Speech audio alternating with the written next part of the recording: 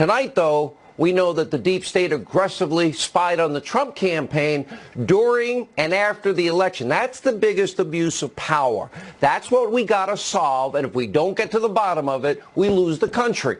No sign that the Clinton campaign faced any similar scrutiny, even though, as it turns out, well, there was a massive amount of evidence that Clinton and the DNC were the ones, pay close attention, trying to collude with foreign governments. Don't take it from me. Just look at what the Ukrainian embassy confirmed to the Hill's John Solomon, who will join us in a minute. Bombshell new report from him details the government of Ukraine is accusing a DNC contractor named Alexandra Shalupa of attempting to collude with their government, saying that she, quote, sought information from the Ukrainian government on Paul Manafort's dealings inside the country in the hopes of forcing the issue before Congress. According to the ambassador's office, Shalupa also, quote, tried to arrange for the Ukrainian president to comment on Manafort's Russian ties on a U.S. visit during the 2016 campaign. Evidence. This comes after a Ukrainian court found that high-ranking officials inside its government sought to help Hillary Clinton win the election, and admission from Bruce Orr that a Ukrainian lawmaker was feeding phony anti-Trump dirt to Fusion GPS, the firm that, well, yeah, Bruce Orr's wife Nellie worked for, the firm responsible for the bought and paid for Russian lies to influence the 2016 election. Might have been Russian disinformation, according to the New York Times. And we're going to have more on my monologue in a moment. Joining us first now to break down these shocking new developments, the Hill's John Solomon. John, let me just remind people, there's another aspect to this.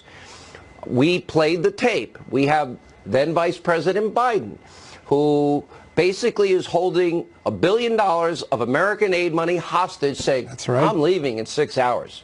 You fire this prosecutor, or you're not getting the $1 billion. You don't believe me? Call Obama.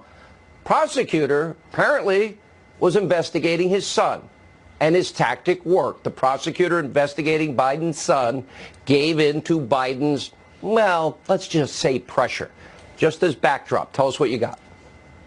Yeah, listen, the Ukraine is the Democrats' Russia in 2016, and the truth of the matter is the evidence did not pan out. The story that the Democrats built on Russia to accuse President Trump of colluding with him did not pan out. It turned out there was no collusion.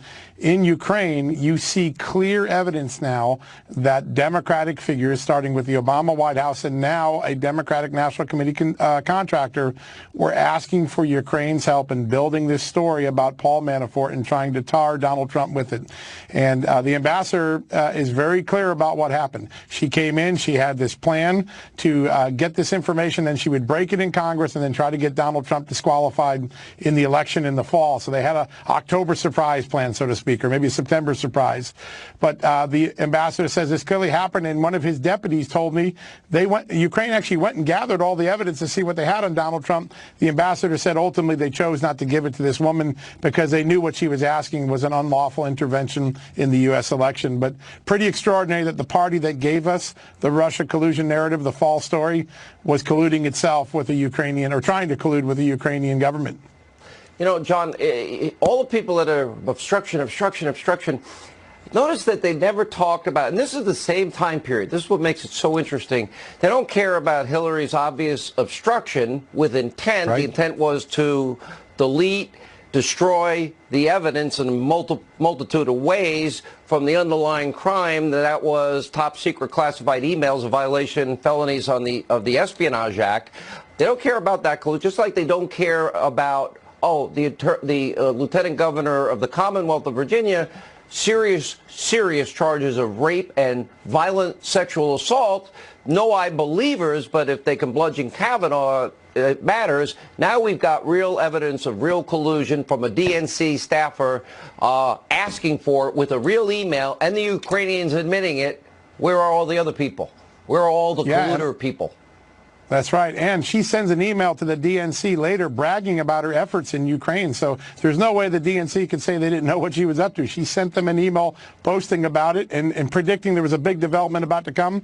That email is sent 2 weeks before the Ukrainians illegally leak the Manafort documents in Ukraine, which sent the beginnings, really the origins of a lot of this false Russian narrative. So the documents are there. I heard from a lot of people in the intelligence community in the last hour or two since my story broke.